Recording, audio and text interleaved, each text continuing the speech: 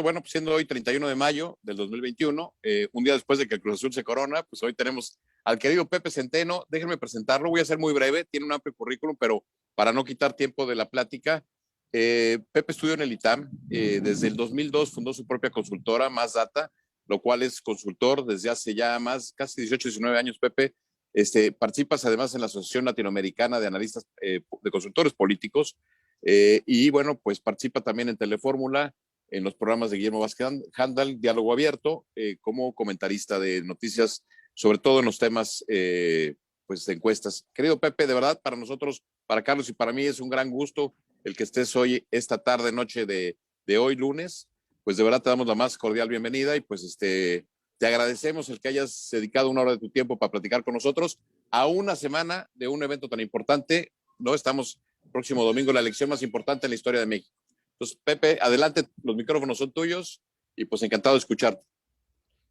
Querido Jaime, Carlos, muchas gracias por la invitación. ¿Me escuchan bien? Perfectísimo. Muy bien, perfecto. Y veo por ahí algunas caras conocidas, qué gusto verles a todos. Muchas veces he estado, así como ustedes, escuchando conferencias y ahora finalmente me toca la oportunidad de ser yo el ponente. Y bueno, pues es una responsabilidad grande porque dejan la vara muy alta muchos de los que han estado aquí. Y digo, mucha gente me contrata y me consulta en este oficio que tengo de encuestador, un poco esperando que yo les diga cuál es la quintesencia de una elección y cuál va a ser el resultado, sacando una especie de bolita mágica. Pero la realidad es que eso no existe. La metodología, pues sí, puede ser muy precisa, pero tiene sus limitaciones. Y hay una serie de factores, que es lo que quiero analizar con ustedes esta tarde, que son los que de alguna manera influyen en el resultado que vamos a ver en la siguiente elección y que dificulta la estimación ex ante de lo que va a pasar. Entonces, si me permiten, pues vamos a poner la presentación que les preparé para esta tarde. Ahí va. Muy bien. ¿Qué podemos esperar de las elecciones más grandes de la historia de México, que se van a dar apenas dentro de 6 días? Pues bueno, vamos a ver. Se van a elegir, como casi todos ustedes saben, cerca de 20,000 cargos, 15 gobernadores, 500 diputados federales, 300 de mayoría y 200 pluris, 1,900 ayuntamientos, donde están la gran mayoría de los cargos, porque evidentemente que es el presidente municipal, pero también son los cargos del resto de los concejales que están en los ayuntamientos, que también cuentan, y 655 diputados locales de mayoría, es decir, una mega elección. Ese es el contexto.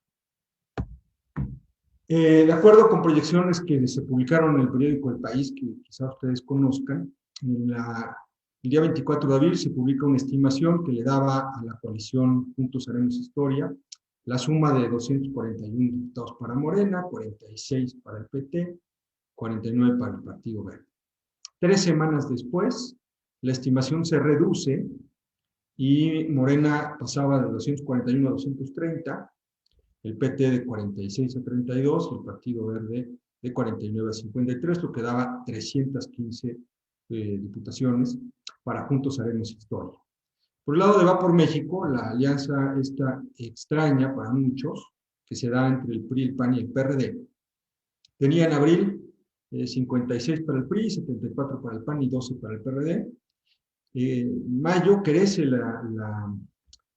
lo esperado para el PRI, 82 diputaciones, 79 para el PAN, crece también un poquito, y el PRD también crece a 14, 175. Y Movimiento Ciudadano de 22 se reduce a 10. Entonces, este es el panorama que se plantea por diferentes métodos que publica el diario El País, y ahí estábamos a mediados de mayo. Me metí a Oráculos, que es la encuesta de encuestas, que se puede consultar, oraculus.mx, en donde se hace una especie de ponderación de todas las encuestas de las principales firmas encuestadoras del país. Y se saca un promedio, el promedio de los promedios. Y ahí está la estimación al día de hoy. Morena con 42% de los votos, con una oscilación que puede ser del 45 al 39%, es decir, un más menos. El PRI En segundo lugar, con 18%, que puede oscilar entre el 15 y el 20 de los votos. El PAN 17, que oscila entre 15 y 19. Movimiento Ciudadano 6, y así Partido Verde 6, lo que ustedes ven. Y ponen como referencia en la parte de abajo los resultados que obtuvieron cada uno de los partidos en el 2018, en las elecciones para diputado federal. Y si ustedes se dan cuenta, no varía mucho los votos obtenidos por Morena, por ejemplo, en 2018 contra la preferencia esperada o estimada en las encuestas en este 2021. Tampoco la del PAN, la del PRI, prácticamente la de ninguno de los que vemos ahí abajo. Entonces, lo que sugiere Oráculos en su metodología es que, a pesar de que no se pueden estimar las 300 elecciones de diputados federales con, digamos, una precisión específica, que una encuesta nacional de este tipo sí puede darnos una idea de cómo se va a conformar la Cámara de Diputados a partir de cómo se ha comportado el electorado en elecciones previas. Y ellos sostienen que sí se tiene una gran confianza en este método para poder decir que con cierto nivel de certeza se va a comportar la conformación o la distribución de las curules de esta forma. Y ellos marcan el día de hoy que la coalición de Juntos Haremos Historia, Morena, Partido Verde y PT, tendría 322 diputados, incluyendo los de mayoría relativa, mientras que en la oposición, conformada por el PAN, PRI y PRD, tendría 160 diputados. Esa sería, en este momento, la lectura de Oráculos.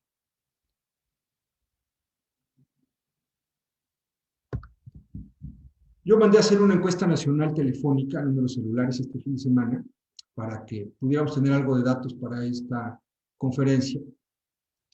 Y presenté una pregunta de contexto que a mí me gusta mucho ponerla así, además muy fría, muy retadora para los informantes, para medir su nivel de tolerancia al sometimiento del Poder Legislativo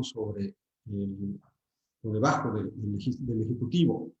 Y fíjense, ¿usted prefiere que Morena conserve la mayoría para que los diputados sigan haciendo lo que les ordena el presidente López Obrador? El 39% de los informantes dijeron que sí están de acuerdo con esa afirmación, mientras que el 50% está a favor de que la oposición gane la mayoría para que existan equilibrios.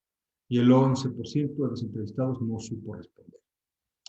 Hay una mayoría aparente, si se plantea así la pregunta, para que ganara la oposición la mayoría en la Cámara de Diputados, pero estamos viendo que esto no es así. La siguiente pregunta, les decimos, oiga, ¿y por cuál partido piensa votar para diputado federal? Esta es una estimación bruta, a diferencia de la que vimos en Oráculos, que es la efectiva. La estimación bruta nos da sobre el 100% de la muestra. Y aquí las preferencias son 25% para Juntos Hacemos Historia, 14% para Va por México, Movimiento Ciudadano 2%, otros partidos 2%, anularía 1%.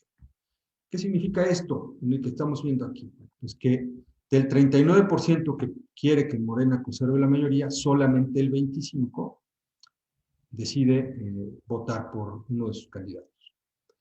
Pero la cosa es todavía peor del lado de la oposición, porque el 50% quiere que la oposición gane la mayoría para que existan equilibrios, pero de ese 50 solamente el 14% se manifiesta para votar a favor de Va por México, el 2% por Movimiento Ciudadano y el otro 2% por otros partidos. Es decir, del 50% solamente el 18% elige votar por alguno de los partidos de oposición a Juntos Haremos Historia. Ya sabemos que el resto de los partidos fuera de PAN, PRI, PRD, pues son de alguna manera comparsas de Morena, es decir, que si ellos llegaran a ganar alguna diputación, pues jugarían a la limón con Morena y con los intereses del presidente.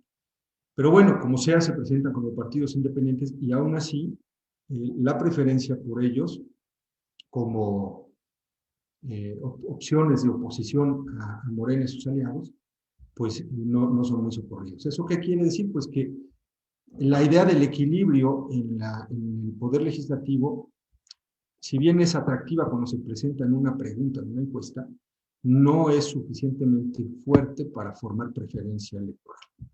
Y está siendo mucho más importante la propaganda, yo diría, el relato que plantea el presidente y en general el sistema o el régimen actual para la conformación de las preferencias electorales. A pesar de que se presenta la pregunta esta de que usted prefiere que Morena conserve la mayoría para que los diputados sigan haciendo lo que les ordena el presidente López Obrador, pues 39% está a favor del sometimiento del legislativo al ejecutivo.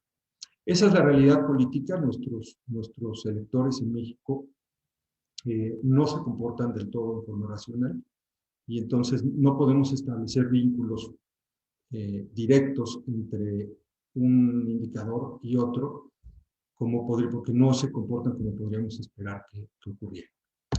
Ok, entonces el factor local en las elecciones. Tenemos estimaciones nacionales, pero son 300 distritos federales, 15 gobernaturas y 1.900 ayuntamientos en juego. Y yo quiero presentar con ustedes la hipótesis de que sí podría haber un cambio significativo en los resultados de las elecciones distritales, de acuerdo con la forma en la que se va a elegir en esta elección en particular, dado los cargos locales que están en juego. Creo que eso va a ser más importante incluso que los motivadores sobre quién gobierne la Cámara de Diputados y por qué. ¿Qué pesan más, los candidatos o los partidos? Si nosotros hacemos esta pregunta en las encuestas, nos va a salir en una proporción de 3-1 que el ciudadano elige más en función del candidato que del partido. Pero lo que sí hemos observado también es que esto es así para los cargos de ejecutivos, presidente de la República, gobernador, presidente municipal, pero para los cargos legislativos los partidos son los que pesan más en la definición del voto. Entonces, los liderazgos políticos locales en las elecciones locales son los que van a tener más peso en la definición de las preferencias. Si los partidos tienen liderazgos acreditados a nivel local, municipal, estatal, que estén compitiendo por algún cargo, ellos son los que van a influir en la definición de las preferencias políticas para su cargo, pero pueden generar una suerte de efecto escalera o de efecto embudo que jale, succione el voto para que también se extienda a los cargos legislativos. Vamos a ver. Los cargos locales de gobernador y de presidente municipal interesan más a los ciudadanos. Hemos encontrado nosotros en diferentes encuestas que hemos hecho en prácticamente todos los estados donde hay elecciones de gobernador, aproximadamente entre el 55 y el 65% de los ciudadanos entrevistados ya definieron el sentido de su voto para esa elección de gobernador. El de presidentes municipales, en promedio es del 55%, y el de diputados federales es del 40%. De hecho, se dan cuenta en la encuesta nacional que hicimos, el promedio nos daba 44% de ya definición del voto para diputados federales. Entonces, si 58% va a votar para gobernador de un estado y solamente ha definido el 40% para diputados, quiere decir que hay un 18% que va a ir a votar, pero que aún no define el voto para diputado federal, pero ya va a ir a votar para gobernador. En donde no se elige gobernador, bueno, se elige presidentes municipales, que es en prácticamente todos los estados del país.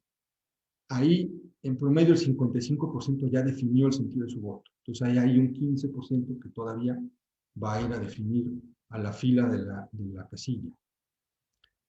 Y de hecho, nosotros hemos encontrado en las encuestas de salida que entre el 15 y el 18% de los entrevistados declara que definió por lo menos el sentido de una de las elecciones que está en juego ese día en la casilla. Es decir, que no había pensado por quién iba a votar antes. Y esto pues es muy fácil de imaginarse cómo sucede, ¿no? El ciudadano ve la elección que les resulta más atractiva, que es la de los cargos ejecutivos, y dice, bueno, yo ya sé por quién quiero ir a votar, no conozco a los candidatos a diputados, y pues voy a ver por quién voto cuando llegue ahí. La mayoría de las veces votan por el mismo partido por el que eligieron el cargo de ejecutivo de referencia, el que los lleva a la urna. Yo lo que sostengo es que ese 15%, ese 18% que falta por definirse, en aquellos estados en donde la oposición sea competitiva, puede ocurrir este efecto de que se cambie el sentido del triunfo de los distritos gracias al efecto succión. Sobre todo en el caso de los presidentes municipales. Por ejemplo, en mi estado, en Puebla, yo estoy viendo aquí nada más elige presidentes municipales, no se elige un gobernador y obviamente diputados locales y diputados federales. Aquí la coalición de Va por Puebla está conformada por el PAN, PRI, PRD para diputados locales, pero no para ayuntamientos, solamente en algunos pocos casos. Entonces, el PAN y el PRI y el PRD están compitiendo en la mayoría de los municipios por los ayuntamientos. Los votos de estos candidatos a presidentes municipales están por encima, la preferencia política está por encima en las encuestas de la que tienen los candidatos a diputados federales de Va por México. Pero la definición del voto total en estos municipios de diputados federales es menor que la de presidente municipal. Entonces, lo que nosotros nos preguntamos, ¿cómo va a votar esa gente que ya definió por PAN o por PRI o por PRD, pero no ha definido para diputado? Y además sucede lo contrario por el lado de Morena. Los candidatos a diputados federales de Morena tienen más intención de voto que los candidatos a presidentes municipales. Por lo tanto, los candidatos a alcaldes no le van a sumar a Morena. Y ahí es a donde se puede dar un cambio en el resultado. Digo, en 2018 el efecto fue al revés. En 2018 veíamos que se podían ganar más diputaciones por los partidos tradicionales y este efecto, con el voto en escalera que impulsó López Obrador, porque esa era la elección de referencia, pues hizo que muchos ciudadanos se fueran en escalerita, todo Morena, y ganaron candidatos que no esperaban ganar. De hecho, en el medio hacemos la broma de que muchos estaban en la hamaca o en la cantina, los fueron a sacar y fueron a decir, oiga, señor candidato, usted ganó, véngase a tomar protesta. Y nunca hicieron campaña. Y es de una enorme injusticia, pero pues así pasó. Entonces, también vemos que está pasando eso ahora con muchos candidatos de Morena que simplemente no están haciendo campaña y se están subiendo a la ola que les presenta su partido. La propaganda, yo creo que ha sido muy eficaz, la propaganda del régimen, de la Cuarta Transformación, en modular las variables que determinan el sentido del voto para buena parte de los electores. Pero este margen que todavía no ha definido y que lo va a hacer en función de la lógica local, creo que puede darnos una sorpresa. No para que la oposición gane la mayoría, eso también lo debo decir, pero sí para que se acerque más, para que no quede tan a favor de Morena y sus aliados. Y aquí está, entre 15 y 18% de los encuestados decide la casilla el sentido de su voto en al menos una de las elecciones en disputa. Ok. Esto es lo que les decía. En el 2018 el efecto escalera jugó a favor de Morena. Y en el 2021 los cargos locales creo que son los que van a determinar este efecto. Y otro factor que quería comentarles es el factor de la sobreestimación de Morena en las elecciones posteriores a 2018. En prácticamente todas las elecciones locales se ha esperado que Morena obtenga más votos de los que terminó registrando. Y esto pasa por varias razones. Una de las razones es porque la gente, cuando llega el encuestador, no sabe si es un siervo de la nación o si es de parametría o de Mitofsky o de más datos de la empresa que sea. Y entonces está cuidando, a la hora de responder a esta encuesta, está cuidando su beneficio social, su programa social, porque un joven uniformado con una tablita o con un dispositivo electrónico llegó, lo entrevistó, le sacó sus datos y le dijo que iba a estar registrado en un programa social. Y de hecho hay una alta correlación entre el registro de programas sociales y la intención de voto a favor de Morena. Entonces lo están cuidando. Esa es una de las teorías. La siguiente teoría por la cual sale subestimada Morena en esa encuesta es porque está de moda. La gente es obradorista, pero no necesariamente es morenista. Entonces, ¿por quién piensa votar a las siguientes elecciones? Por Morena. pero como su líder, que es Obrador, no está en la boleta, entonces no tiene la misma condición ni el mismo interés en ir a participar. Entonces ahí tienen otra merma. Y lo que yo creo es que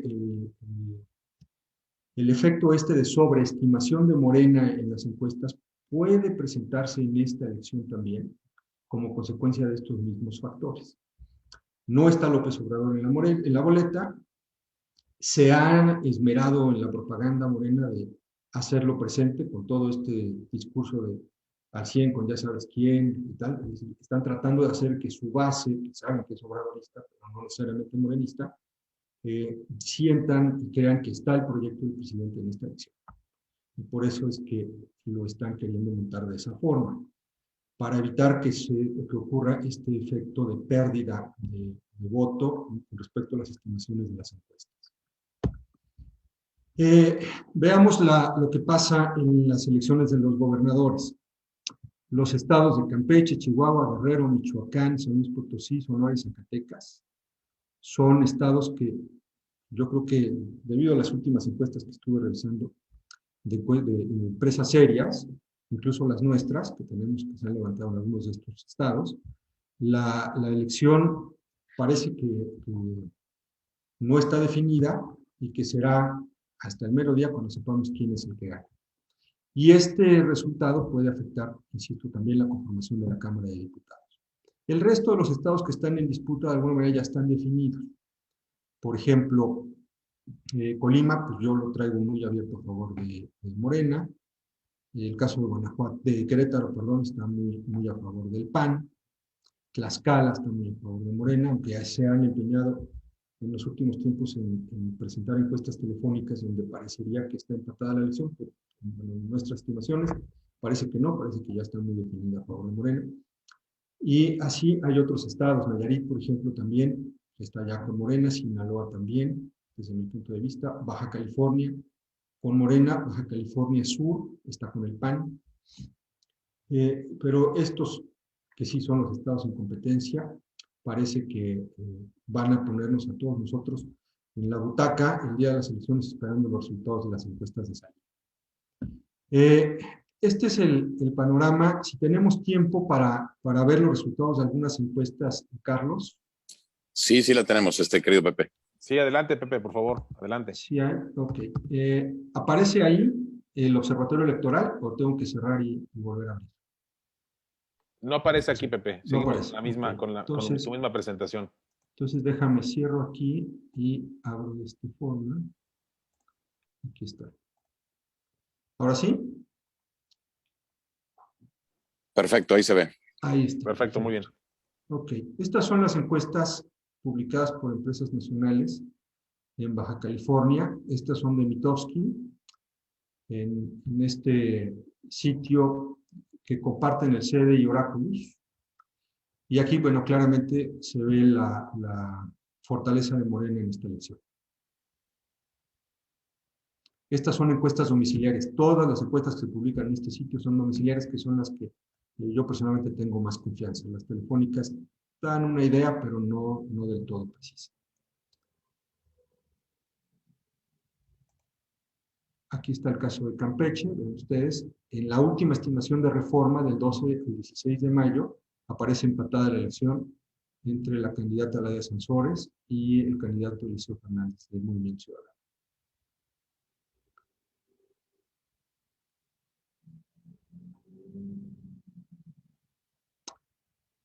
Y no muy lejos el candidato del PRI, fíjense, con 29%. Dado el tamaño de la muestra, el margen de error es de 3.1, están en empate técnico, los tres, de acuerdo con la última encuesta de reforma.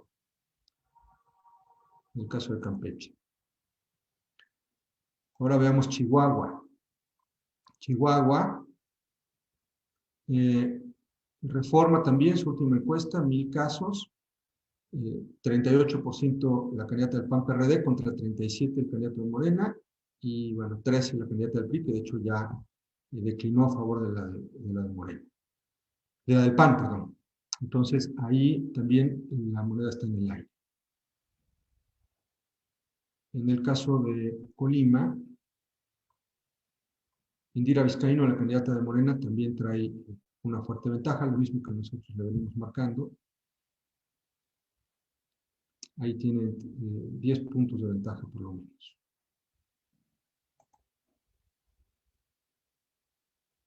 En el caso de Guerrero solamente se tiene una encuesta, que es la última de Reforma, también muy reciente, del 19 al 23 de mayo. Y ahí están empatadísimos el candidato del PRI-PRD contra la candidata de Morena, la hija del inefable. 44-44.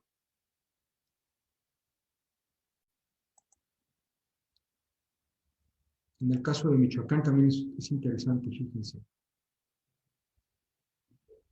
Hay encuestas de 2 al 16 de mayo de Reforma que le da 3 puntos de ventaja al candidato del PAN-PRI-PRD. La de MEVA le da casi 2 puntos de ventaja. Luego, Enkrol y Mitofsky dan como ganadores en las últimas estimaciones al candidato de Morena PT. Yo creo que, en lo personal, a mí me gustan más las encuestas de Reforma, termina siendo mucho más precisa, y yo le tengo más confianza a ellos. Creo que esta elección también está muy cerca. En Nayarit no hay. Vamos a ver Nuevo León, interesantísimo el caso de Nuevo León. Aquí están las últimas. Enroll del 21 al 25 de abril, ya tienen más de un mes. 39% para Samuel García del Movimiento Ciudadano contra 26% de Adrián de la Garza, candidato del PRI. Y Reforma del 18 de abril a 1 de mayo, se tardaron mucho en hacer esta. 39.6% para Samuel García contra 27.5% de Adrián de la Garza, muy similar a la de Enroll. Bueno, parece que aquí tiene en Nuevo León una ventaja amplia Samuel García, pero yo todavía tengo mis dudas de que Samuel pueda ganar la gubernatura. Pero bueno, vamos a ver. En el caso de Querétaro, aquí sí todas las encuestas vienen muy abiertas a favor del candidato del PAN. Aquí está Morena, fíjense, prácticamente 2-1.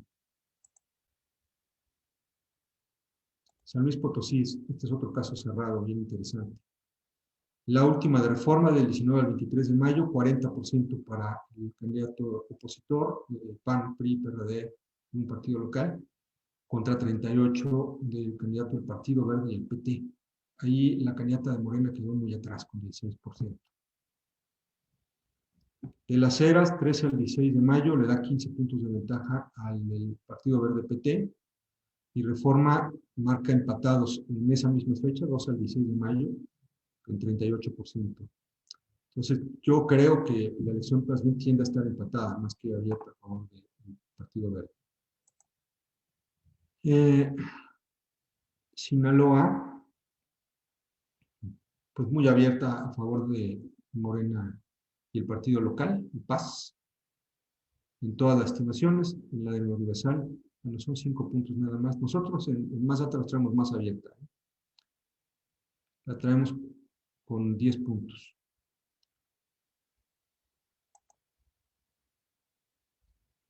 Sonora, este es otro caso también interesante. Reforma, 1,500 entrevistas, 6 puntos de ventaja para Alfonso Durazo de Morena. De las Heras la traen mucho más abierta a favor de Durazo. El Universal, el 8 al 12 de abril, la traía a favor de Ernesto Ganda. Pues bien, esta yo también creo que esté cerrada. Tlaxcala, en el caso de Tlaxcala, clara diferencia de Lorena Cuellar, candidata de Morena, sobre el ganador Ábalos. Nosotros también la traemos muy abierta igual.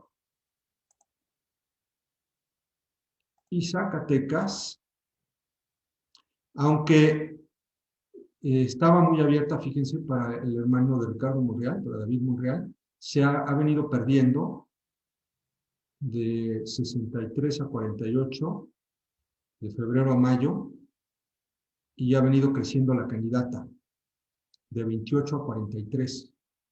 en las diferentes empresas. Aquí este es un caso interesante, faltando pues escasos 10 días, un poquito más, 15 días de la última estimación, esto se puede cerrar y puede llegar muy, muy empatada la elección el 6 de junio en Zacatecas. Entonces, ahí está la perspectiva local de las gubernaturas, que parecía que iba a ser un día de campo para Morena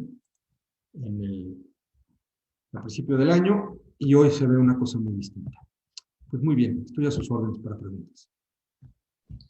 Querido Pepe, qué interesante lo que nos presentas. Digo, en septiembre que platicábamos, prácticamente Morena traía 14 de las 15. Hoy, pues de lo que tú estás presentando, pues sí llegan a los 8 todavía y esperando lo que vaya a pasar y lo que tú nos estás señalando. Comentarles a los amigas y amigos que nos están viendo que pueden hacer su pregunta levantando la mano. En este caso tenemos a Alberto Pérez Cano, que ya levantó por ahí la mano.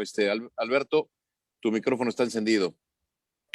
Buenas tardes todos, gracias Carlos, gracias Jaime, saludos querido Pepe, ¿cómo has estado?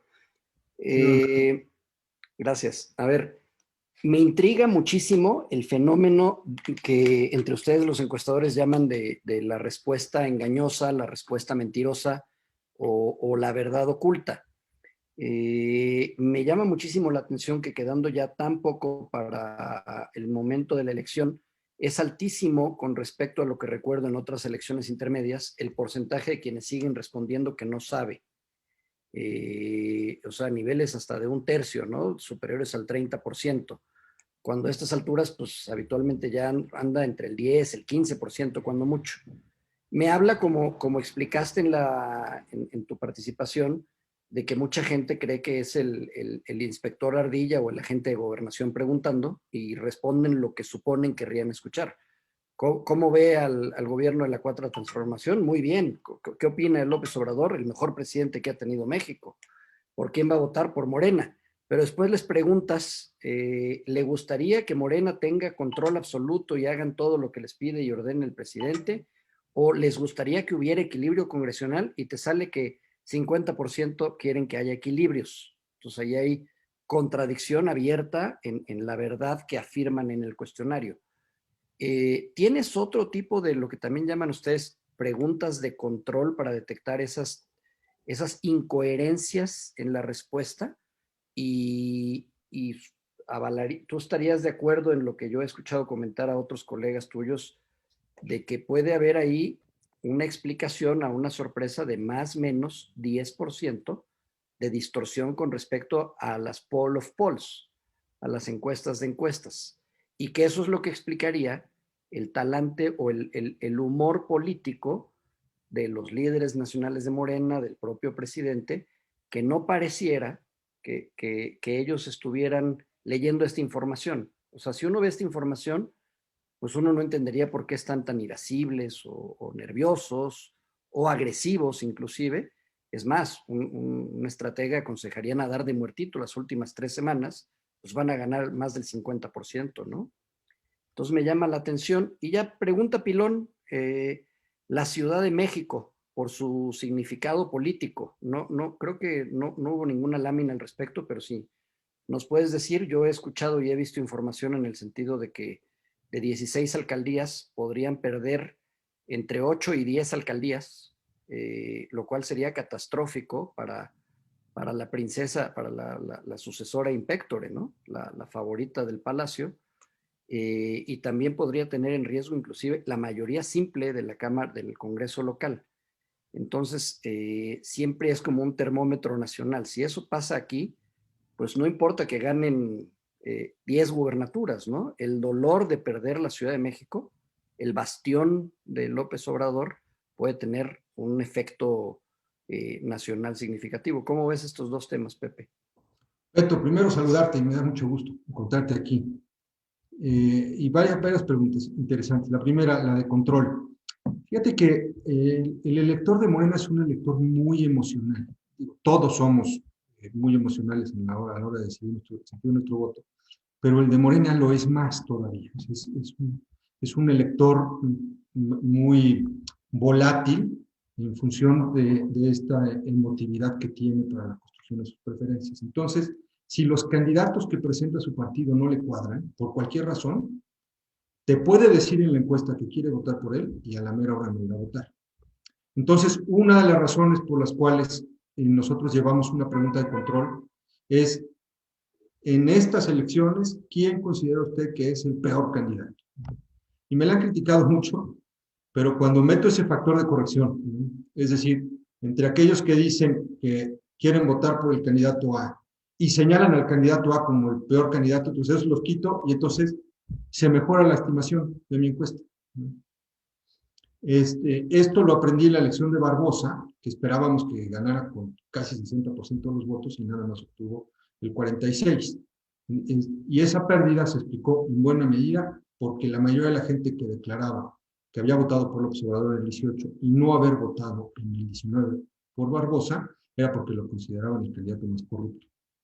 Entonces, de ahí introdujimos esta variable como pregunta de control. Y sí la traigo para esta estimación nacional, pero ya se volvió un poco complejo hacer la explicación y tal, entonces ya no lo puse. Pero sí notamos que hay una mayor pérdida en la intención de voto de Morena si le metemos este factor. Ahora, la Ciudad de México. Yo vivo en provincia, aunque viví y estudié en la Ciudad de México, pero pues ahora me considero mucha honra encuestador de provincia y entonces no pensé en ustedes, que la mayoría son un público de la capital, y no traje datos de la capital, pero quizá también un poco a propósito, ¿no? También llevar la versión de nosotros, los que estamos más allá de Iztapaluca, ¿no?, a ustedes que están allá en la Ciudad de México. Pero sí, efectivamente, a partir del terrible accidente de la línea 12, notamos en las encuestas que se debilitó la consistencia de las respuestas a favor de Morena y del presidente y de la evaluación de su gobierno, las acciones de gobierno. Y muchos de mis clientes, tengo algunos de Morena, me decían que en sus actos ya no sentían ese fervor, esa emoción, esa conexión, cuando se mencionaba a López Obrador en los mítines. O sea, creo que el derrumbe de ese puente con el tren es también el derrumbe simbólico de la superioridad moral del presidente.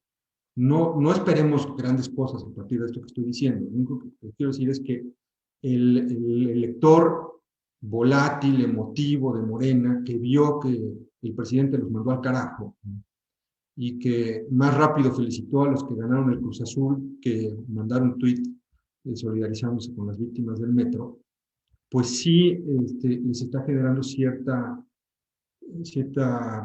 resistencia, cierto dolor, a ver que su líder no es aquel que ellos habían imaginado que era.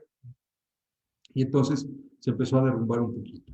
Y en la Ciudad de México, el derrumbe creo que ahí sí es, políticamente es muy evidente, y sí puede ocurrir. Yo también he estado revisando encuestas, que se pierdan, a lo mejor no 10, pero sí 8 o 6 alcaldías, y sobre todo algunas muy importantes para la Ciudad de México, por ejemplo, Coyoacán, ¿no? Que uno pensaría que eso no se podía perder, que Morena siempre iba a ganar ahí, y parece que no. Entonces, podría ser el principio de un golpe en el corazón político de Morena y en el epicentro de la burbuja del presidente, porque su gran delfín para la presidencia pues es Claudia Sheinbaum. Me dicen que a todos lados donde va el presidente les pregunta que si ya vieron a la Sheinbaum, ¿no? Bueno, les preguntaba, no sé ahora, igual y ahora ya no le pregunté tanto. ¿Sí respondí todo, Beto?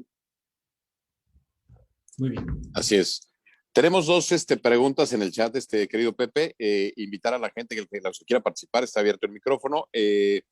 La primera pregunta es, dice, ¿qué piensas tú o cómo afectan o benefician las declinaciones de candidatos como la que pasó en Sonora con Burs? Bueno, tú ya mencionabas la de Chihuahua, la del PRI a favor de Dalpan, la de Guerrero. Digo que en Guerrero el porcentaje del PAN es muy menor, pero declinó a favor de la alianza del PRI. ¿Cuál es tu opinión? Y te voy a hacer la segunda de una vez en el chat. Dice, mencionaste que hay varios con empate técnico, más o menos de 3 o 4 puntos. ¿Qué procede en ese caso? ¿Cuál es tu sentir de esto? Mira, si el voto de Morena se comporta como se ha comportado en las últimas elecciones locales posteriores a 2018, lo más seguro es que Morena no gane esos estados en donde está en empate técnico, aunque esté arriba, porque va a tener menos votos de los que estimaron las encuestas. Eso es lo más seguro. Ahora, Tenemos otro elemento que es la concurrencia con las elecciones federales, los programas sociales y el trabajo que pueden hacer los siervos de la nación. Aparentemente ellos tienen bajo su responsabilidad llevar a votar cada uno 160 afiliados a los programas sociales, pero no les han dado ni lana para los camiones, ni tampoco tienen acuerdo con los transportistas. Entonces, si el gobierno federal está esperando que estos chavos muevan a sus 160 votos con su lana y que ellos pongan para su camión y eso, no creo que vaya a ocurrir. Entonces, pero bueno, pues hay que esperar a ver cuál es su modelo y cómo les jala. Pero de entrada yo diría, creo que esos estados donde haya empate técnico, Morena los va a terminar perdiendo. Ahora, lo que hace con las declinaciones, depende quién decline. En Tlaxcala declinó en medio del debate la candidata del PES, que tenía 1% de las preferencias, a favor de la candidata del PRI, PAN, PRD y tal, y pues no le sirvió para nada, la verdad. Y no es tanto por ese 1% que tenía de peso, sino porque ella en general no tenía ninguna clase de trascendencia política. Creo, sin embargo, que en el caso de Chihuahua, con ese 12-13% que tenía la candidata del PRI, sí puede generar un mensaje de convocatoria al voto útil.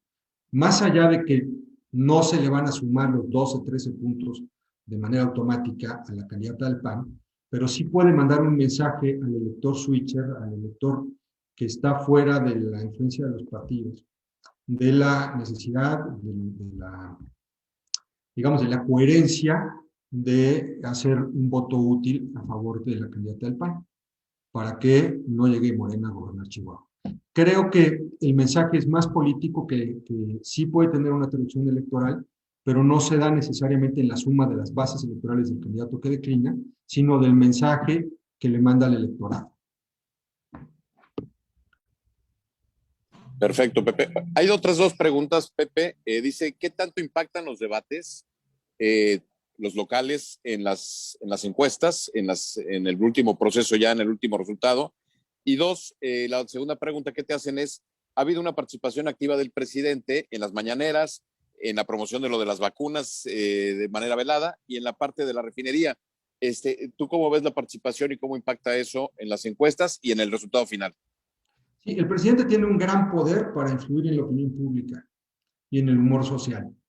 Impresionante. O sea, el presidente puede, con un comentario, con algo, cambiar la narrativa, cambiar de lo que estamos hablando todos en los medios, y entonces modifica el ánimo de la sociedad. Y en esa medida puede interpretarse y podría, si se construye el argumento jurídico, constituirse como una especie de intromisión en el proceso electoral, porque además suele hacerlo en las mañaneras utilizando temas de las elecciones.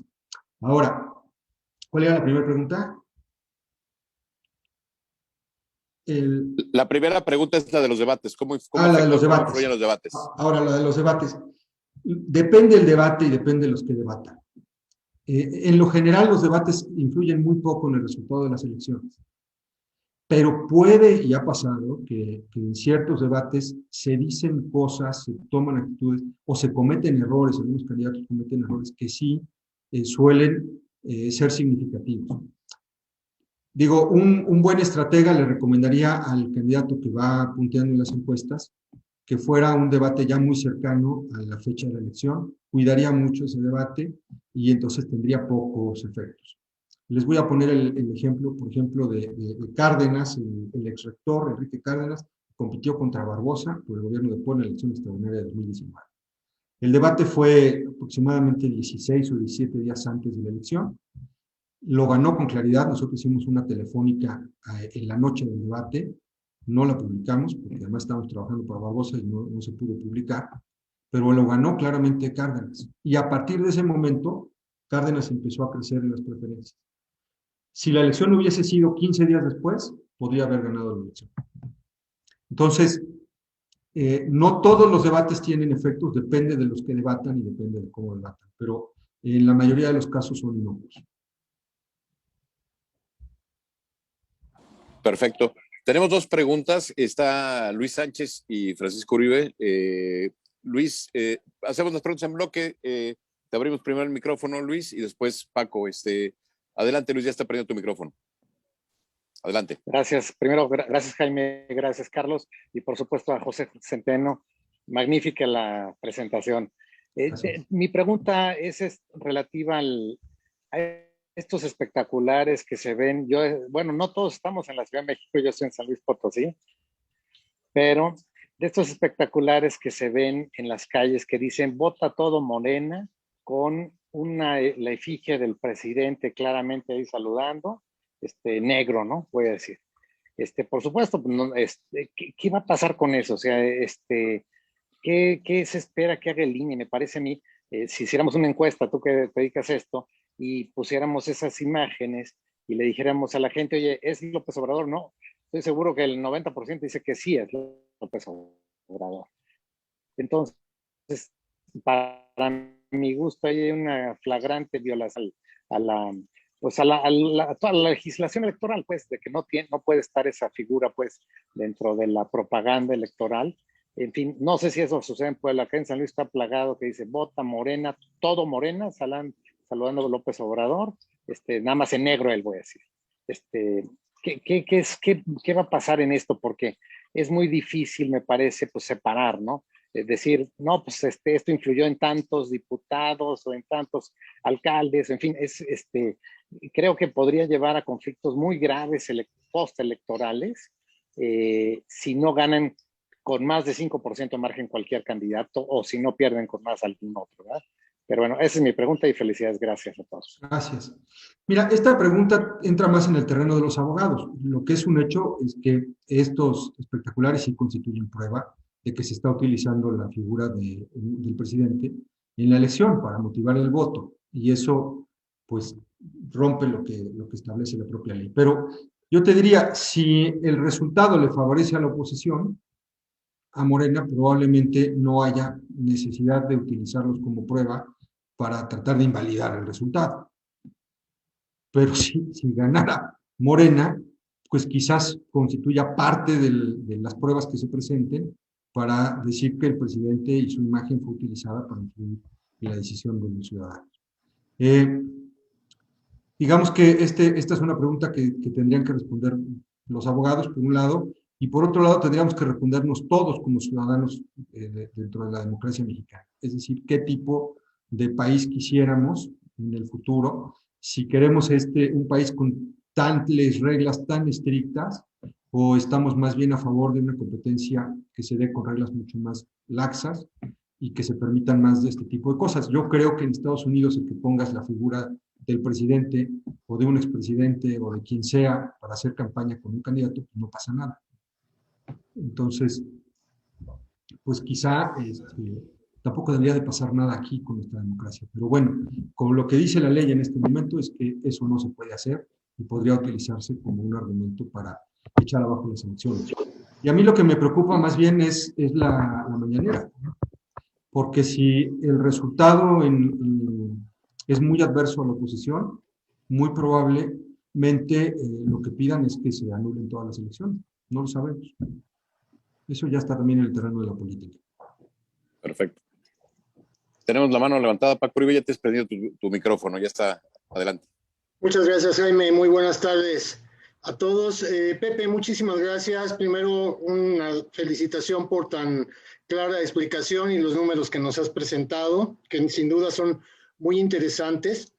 Pero quisiera yo saber cuál es tu opinión o tu expectativa respecto a un tema que también es muy importante y que son la elección en cámaras, diputados, senadores. Es algo realmente que sí afecta de una manera directa en la autorización o el votado de las leyes y que nos están afectando realmente de manera muy importante a todos los sectores de la industria en México. Yo quisiera saber cuál es tu lectura, tu expectativa, qué esperamos para estos resultados en estas elecciones. Yo espero que Morena conserve la mayoría, pero que no pueda ni siquiera con sus aliados modificar la Constitución. Es decir, tendrá mayoría simple, pero no mayoría calificada. Y eso quizá fuera un triunfo político. El menor que nos podemos admitir, creo yo también, porque si Morena sigue ganando la mayoría calificada y puede modificar la Constitución, nos mete en un lío tremendo. Y aquí también cobra relevancia lo que pasa en los congresos locales, que son prácticamente todos los que están en disputa en estas elecciones. Porque para que pueda ser reformada la Constitución se requiere la aprobación de por lo menos 15 congresos locales. Y parecería que los diputados locales no son importantes, no, sí son muy importantes y más ahora. Entonces, la distribución de los distritos de mayoría en los congresos locales ya depende de una lógica estrictamente local. Incluso yo te diría, para el caso de mi estado, Morena y sus aliados van a ganar más distritos locales en proporción de los que podría ganar en la elección federal. Pero Perfecto. bueno, de eso se trató esta plática, de que las elecciones locales de cargos ejecutivos a nivel local pueden generar una suerte de espiral de silencio que modifique el resultado de muchos distritos federales y eso juegue a favor de que tengamos una Cámara de Diputados con más equilibrio. Ojalá que así sea. Perfecto, Pepe, muy bien. Hoy tenemos 2 preguntas más, estamos llegando ya al último de la plática, querido Pepe, te agradecemos de verdad tu tiempo, pero te pregunta, bueno, Laura, mi mujer te pregunta si tienes alguna perspectiva sobre el rol de las mujeres votantes en estas elecciones, y la pregunta es si va a tener algún efecto todo este tema de las acciones internacionales de la mujer, el tema de género, la crisis de Salgado Macedonio, la violencia de género, la pérdida de apoyos como Prospera, etcétera, etcétera. Que si tiene algún impacto esto, sobre todo en la parte del voto femenino. Y 2, Patricia Huergo te pregunta que cómo ves el tema del abstencionismo en esta elección por el tema de la pandemia, condiciones de seguridad, ¿cómo me dirías o cómo ves el abstencionismo en estas elecciones? Okay. 2 muy buenas preguntas. La primera me encanta, la de las mujeres. Decirles que el voto femenino es mucho más adverso a Morena y a López Obrador de lo que es el voto masculino. De hecho, mientras más grande es el varón y mientras más fracasada es la vida del varón, que responde una encuesta, más fuerte es su adhesión a López Obrador y a Morena. Y ocurre en las mujeres lo contrario. Mientras más mal le ha ido en la vida y mientras más difícil la tiene, menos está con López Obrador. Las mujeres pueden ser la punta, la que le den la puntilla en muchos distritos a Morena, porque además no es poca la diferencia, ¿eh? Digo, depende del distrito, depende de la zona, pero más o menos hay 5 o 7% menos de intención de voto entre las mujeres a favor de Morena de lo que hay entre los hombres. Entonces, ahí yo hubiera hecho una campaña mucho más agresiva si yo hubiera estado en el PRIAN para tratar de conquistar el voto de las mujeres y hacerlo todavía más grande y más a favor de sus candidatos. Ya se veía esto desde el año pasado, se veía desde el movimiento Se Fueran Ustedes del 8 de marzo, fue una gran movilización. Desde ese entonces ya se veía esta suerte de reprobación femenina al proyecto de López Obrador. Y se ha venido haciendo más grande con el tiempo, de hace un año para acá. Y eso, pues yo creo que las mujeres pueden ser en México las heroínas de la democracia. Y por lo que hace a la siguiente pregunta de la participación, pues lo único que tenemos como referencia es la elección local de Coahuila y de Hidalgo, que se dio en octubre del año pasado, ya con pandemia, pero sin vacunas. Entonces, en la de Hidalgo, que se eligieron presidentes municipales nada más, que insisto es el cargo que más le interesa a la mayoría de la gente, porque es la autoridad más próxima, ahí votó el 43% de la lista nominal del Estado. En la elección intermedia de referencia, 3 años antes, votó el 57%, o sea, podríamos adjudicarle una pérdida de 4% de la participación asociada al factor pandemia. En el caso de Hidalgo, en el caso de Coahuila, la participación que solamente se eligió Congreso local fue del 39%. Misma participación, más o menos, que la que tuvieron 6 años antes en una elección intermedia equivalente. Por lo tanto, el factor pandemia no ha sido tan significativo en estas 2 elecciones para influir en la abstención. Y no había vacuna. Entonces, yo no creo que vaya a generar un efecto muy fuerte de abstencionismo esta cuestión. 2, 3 puntos cuando mucho. Entonces, mi expectativa es que sea la participación a nivel nacional ligeramente superior al 50%. Perfecto, querido Pepe. Oye, pues qué plática tan interesante nos has dado.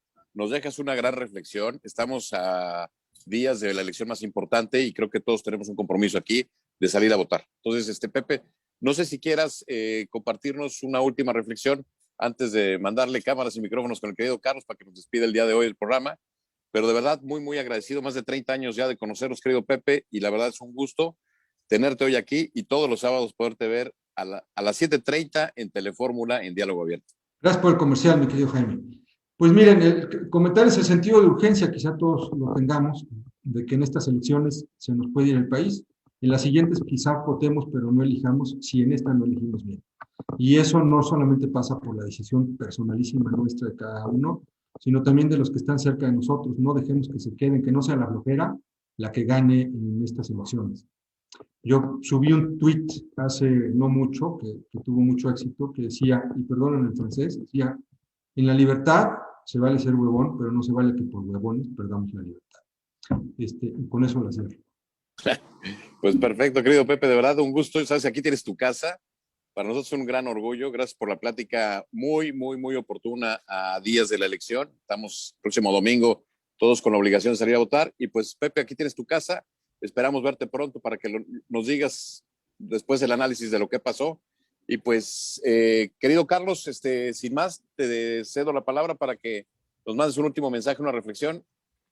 Adelante. No, muchas gracias, mi estimado Jaime. Y obviamente agradecer a nuestro buen amigo Pepe Centeno. La verdad es que una plática extraordinaria. Creo que muchos no teníamos los datos frescos que nos pudiste transmitir el día de hoy, Pepe, y sobre todo tu análisis muy, muy agudo de cómo están las cosas, ¿no?